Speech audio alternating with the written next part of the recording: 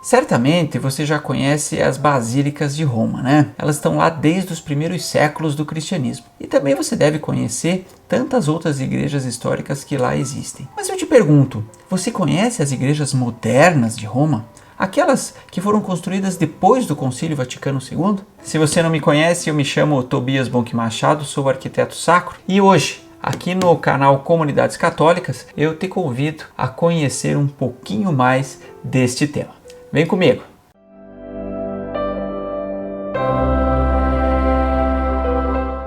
Entre as basílicas, vamos citar aqui as 4 basílicas maiores. São João de Latrão, na Catedral de Roma, a Basílica de São Pedro, talvez a mais conhecida, a Santa Maria Maior e também a Basílica de São Paulo Extramuros. Mas são tantas outras igrejas. O Panteão de Roma, onde está sepultado o pintor Rafael, a Igreja de Santo Inácio de Loyola, com magnífica pintura de teto de Andrea Pozzo, as igrejas barrocas e tantas outras que existem lá em Roma. Mas então eu pergunto para você conhece as igrejas de Roma que foram construídas após o Concílio Vaticano II? E uma viagem que eu fiz para lá em 2016, também fui com o intuito deste olhar, conhecer as igrejas recentes construídas em Roma, entendendo o olhar da reforma litúrgica na terra do Concílio. Para isso, tive que me distanciar um pouco do centro de Roma e do Vaticano, pois obviamente nessas regiões já existiam muitas igrejas, as igrejas históricas. Uma das mais conhecidas igrejas modernas de Roma, a que é muito conhecida dos arquitetos, é a Igreja do Jubileu, é a Igreja Deus Pai Misericordioso, do renomado Richard Meier, construída lá pelos anos 2000. Toda branca e utilizando de placas pré-moldadas de concreto, trata-se de um projeto arrojado que preza, entre outros elementos, pela entrada de luz natural. Sua construção reanimou a vida social da localidade de características residenciais, então onde ela está situada. Outra igreja interessante é de São João Evangelista, de 1979. Essa igreja possui jogos de volumes circulares que se cruzam. Os blocos aparentes, interna e externamente, conferem a honestidade dos materiais, demonstrando a veracidade do espaço, e a concepção do batistério, em nível rebaixado, mas integrado visualmente ao corpo do templo, oferece a devida nobreza ao ambiente. Na igreja Nossa Senhora de Częstochowa, de 1971, o projeto nasceu da procura de uma ordem racional para o local. Daí a simples construção retangular, com as paredes altas fechadas em tijolos que só se abrem em lugares específicos, como no luminoso fundo redondo com o sacrário. E na passagem trapezoidal de acesso à capela lateral, cônica, onde se encontra o quadro da Nossa Senhora. Chama a atenção aqui a disposição da Assembleia que circunda o altar. Nesse sentido, também a Igreja de São Remígio, construída em 1987, ela se destaca pela disposição triangular da Assembleia. Com linhas cuidadosamente planejadas, o projeto oportuniza a ativa participação dos fiéis na Sagrada Liturgia. E claro, essas igrejas elas são construídas então com esse novo olhar, esse olhar da renovada liturgia, então proposto pela Sacrosanctum Concilium dentro do Concílio Vaticano II. Já claro, desde uma movimentação, desde uma mobilização do movimento litúrgico, que já vinha já de décadas atrás. E essas igrejas ali então são construídas proporcionando então aos fiéis uma participação ativa, uma participação plena na liturgia. E com isso, então, dando ao espaço celebrativo o contexto dinâmico que a própria liturgia proporciona. Vamos fazer uma ponte disso com as basílicas paleocristãs. As primeiras basílicas cristãs também eram reflexo da liturgia que se celebrava à época. Vejam, primeiro milênio do cristianismo, portanto, primeira grande característica, as igrejas não possuíam bancos. Uma segunda característica é que os polos celebrativos, altar, ambão, sédia, nas primeiras basílicas cristãs também eram dispostas de forma a proporcionar uma dinâmica na celebração. Então nós vemos em diversas basílicas o altar colocado ao presbitério, como nós conhecemos hoje, mas também as primeiras basílicas cristãs tinham os seus altares em outros pontos do edifício, então também dando este dinamismo. Assim como o ambão, assim como a sédia, também eram estudados e eram projetados e eram implementados replantados em diversos pontos desta edificação. Então, como eu disse, oferecendo então uma dinâmica à celebração. Isso também é, vamos dizer, resgatado nas novas produções arquitetônicas pós-conciliares, que aqui nós estamos vendo em Roma, mas poderíamos estudar também em outros lugares, inclusive no Brasil. Eu passo a bola para o meu amigo Diogo Pessotto, que está lá em Roma e vai poder nos falar então de uma visão eclesiológica, de uma relação com o mundo, que conecta as igrejas primitivas, que eu falei no início desse vídeo, às mais atuais, ou seja, as igrejas construídas hoje, lá em Roma, sob o olhar também da cultura e da história. E aí, claro, a gente pode até fazer um paralelo com as nossas igrejas aqui do Brasil. Diogo, vai lá, é com você. Caro irmão Tobias, caros amigos e amigas, como é significativo visualizar e contemplar como Deus nos fala por meio dos nossos templos cristãos. Nos fala em sentido teológico, em sentido pastoral e em sentido espiritual. Eu estou tendo a graça de estar aqui em Roma, neste período, para estudar em prol do meu doutorado em teologia. E também tive a grata experiência de visitar algumas igrejas aqui em Roma, para poder contemplar justamente isso que nós vimos com o Tobias, a beleza e o significado dos nossos templos cristãos. Eles têm muito a nos dizer. É evidente que neste tempo de pandemia estamos impossibilitados, em alguns casos, de estarmos reunidos em nossas igrejas, em nossas paróquias, em nossas comunidades, o que é absolutamente justo e necessário em alguns contextos. Estamos numa crise sanitária e nós precisamos entender que todo templo cristão não é um fim em si mesmo. Teologicamente falando, não é um fim em si mesmo, mas é um espaço de encontro, de comunhão da comunidade, para que esta mesma comunidade, estes mesmos cristãos possam, no mundo, exercer a sua missão como discípulos missionários de Jesus Cristo. Porém, ainda que com todos os cuidados, com toda obediência às restrições, ainda com isso, eu tive então a oportunidade de visitar algumas igrejas e eu gostaria de partilhar com você alguns elementos de duas delas que me chamaram a atenção para alguns aspectos teológicos, pastorais e espirituais, a partir dos seus elementos arquitetônicos. As duas igrejas são a primeira Basílica de São Paulo fora dos muros e a segunda Basílica de Santa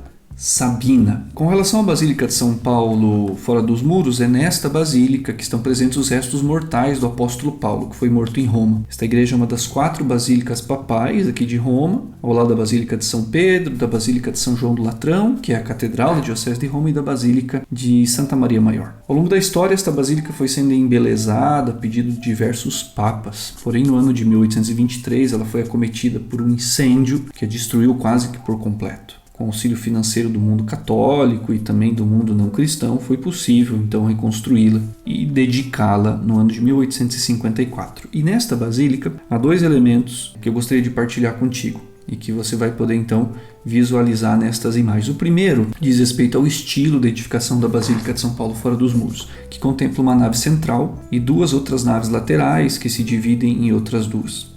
Este era o estilo das principais edificações públicas romanas, da época do Império, justamente lá nos inícios da igreja, antes e depois da perseguição aos cristãos. O que isso tem então a nos dizer, teológica e pastoralmente? Em primeiro lugar, que os cristãos dos primeiros séculos acolheram estes elementos pagãos do Império, que ainda não era cristão, e deram a eles um novo sentido.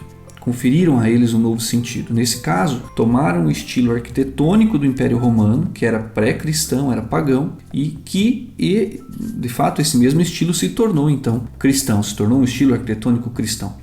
Por quê? Porque a fé cristã não está em conflito com o mundo. A fé cristã não rejeita o mundo, mas o transforma pela renovação que a mensagem do Evangelho realiza na vida e nas culturas. Em nossas paróquias e comunidades, eu te pergunto, nós temos realizado um efetivo diálogo com o mundo? Principalmente acolhido do diferente, para integrá-lo na experiência cristã, ou simplesmente nós rejeitamos este diferente? Os primeiros cristãos eles realizaram a primeira opção, também nos elementos estruturais e visuais das igrejas. Bom, o segundo aspecto da Basílica de São Paulo fora dos muros diz respeito ao seu estilo bizantino, que contempla diversos espaços dentro do mesmo espaço. Então há inúmeras capelas anexas no interior da Basílica, motivadas pela devoção popular daquela comunidade ou por sua vinculação com a história da Basílica. Então há uma capela dedicada a Santo Estevão, que foi martirizado à vista de Paulo, antes da conversão de Paulo, está lá no livro dos Atos dos Apóstolos. Há uma capela dedicada a São Bento, porque são os monges beneditinos que custodiam, que administram essa basílica, e há outras também, que nesse momento se encontram fechadas em virtude da pandemia para evitar aglomerações. O que isto nos diz propriamente? Que há uma pluralidade sadia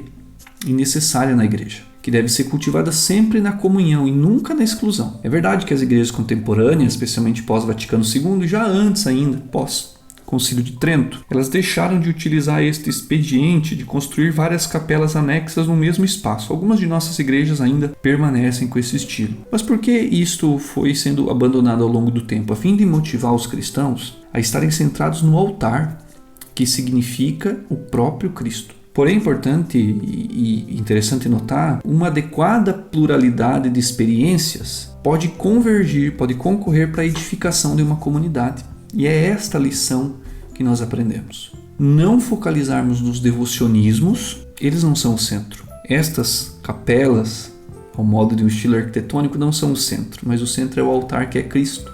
Então nós focalizamos Cristo, mas segundo as diferentes expressões da espiritualidade cristã. Estas expressões concorrem para Cristo, que está significado no altar das nossas igrejas. Bom, e a segunda igreja que eu visitei foi a Basílica de Santa Sabina, que se trata de uma igreja cuja construção foi iniciada no século V e está dentre aquelas mais preservadas de Roma. Ou seja, é uma das que mais expressa ainda sua configuração e arquitetura originais. Então, também a partir desta igreja de Santa Sabina, eu gostaria de partilhar contigo 2 breves elementos teológicos, pastorais e também espirituais. Primeiro, é o cuidado com que nós atribuímos significados às edificações das nossas igrejas. Cada elemento desta basílica diz algo da nossa fé e para a nossa fé. Novamente, nós temos as 3 naves, uma central e 2 laterais, a ocorrência de apenas uma capela anexa, porque o centro é o altar, que é Cristo, a ausência de bancos.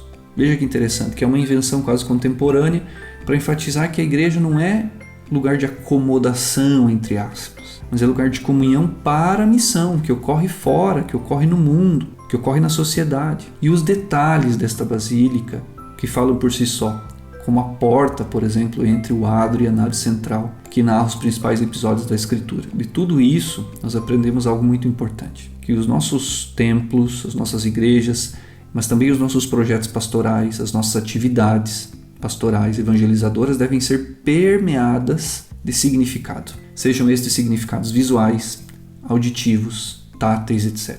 Então, a evangelização que se dá nos templos e fora dos templos, mas especificamente aqui nas nossas igrejas, ela não é só o que se diz. Na maioria das vezes a evangelização é muito mais aquilo que se vê como um sentido que a própria pessoa, o próprio sujeito descobre a partir de uma experiência que une o ver, o ouvir, o tocar e o sentir. E o segundo elemento é o cuidado, a preservação do templo. Trata-se de uma igreja, então, que não só resistiu ao tempo e aos fatos históricos, mas que também foi cuidada. Não somente por ela mesma, mas porque todo templo cristão deve ser o lugar da beleza, da dignidade e da comunhão, essas 3 coisas. Beleza porque aquilo que é belo nos remete à perfeição e à sabedoria de Deus. Beleza é isso. Dignidade porque um templo conta sempre a história de uma comunidade. E quando se preserva um templo, se preserva e dá-se a oportunidade de uma continuidade dessa história. E comunhão, porque como nós vimos, nenhuma igreja é um fim em si mesma, mas ela serve a uma comunidade, serve à celebração da liturgia, para que a missão aconteça a partir desta comunhão dos cristãos que se reúnem em seus templos. Estar em Roma é uma experiência indescritível, significativa, porque nós podemos de fato então tocar a história e descobrir estes sentidos, por meio da visão, por meio da audição, por meio do tato, mas especialmente por meio das experiências que nós vivenciamos nestas igrejas e nestes templos. Eu quero te agradecer, Tobias, meu irmão, pela oportunidade de partilhar estas experiências, porque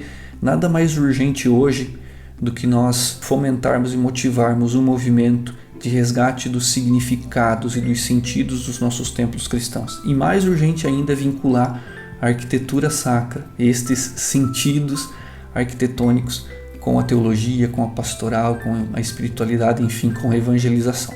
Eu te agradeço e que bom que estamos juntos nessa caminhada colaborativa. E também te agradeço por nos acompanhar nesta jornada. Aqui a gente consegue entender então a beleza da igreja nesse cordão umbilical que nós temos lá da igreja nascente, da igreja primitiva, com a igreja do hoje, com a igreja atual, seja no espectro da missão, da evangelização, e que se reflete então nos nossos espaços de celebração, mostrando então o dinamismo do cristianismo e o dinamismo da atualizada liturgia. Isso está no nosso cotidiano, está na nossa vida, está no nosso dia a dia, dentro e fora do templo. É uma beleza da nossa igreja, não é verdade? Gente, ficamos por aqui nesse vídeo. Meu agradecimento mais do que especial ao Diogo Pessotto, nosso sempre convidado a estar junto aqui no nosso canal, e a você.